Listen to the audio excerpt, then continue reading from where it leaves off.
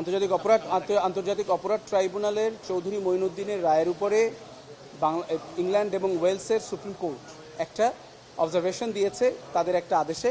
সেই আদেশের অবজারভেশনকে নিয়ে গত মাসের 21 তারিখে একটা টক শো আয়োজন করে কনক সারোয়ার, এবং সেখানে অ্যাডভোকেট মহসিন রশিদ অতিথি হিসেবে উপস্থিত ছিলেন। সেখানে তারা কন্টেম্পশাস এবং স্ক্যান্ডালাস কিছু বক্তব্য দিয়েছেন বাংলাদেশ জুডিশিয়ারির উপরে। সেই জুডিশিয়ারির বক্তব্যগুলোকে, সেই কন্টেম্পশাস বক্তব্যগুলোকে আজকে আমাদের বাংলাদেশ সুপ্রিম কোর্টের আপিল বিভাগের ফুল কোর্টের সামনে তুলে ধরার পরে কোর্ট দুইজন কন্টেমনারকেই, কনক সারোয়ার এবং অ্যাডভোকেট মহসিন রশিদ দুইজনকেই আগামী 21 জুলাই সশরীরে কোর্টে উপস্থিত থাকার জন্য বলেছেন।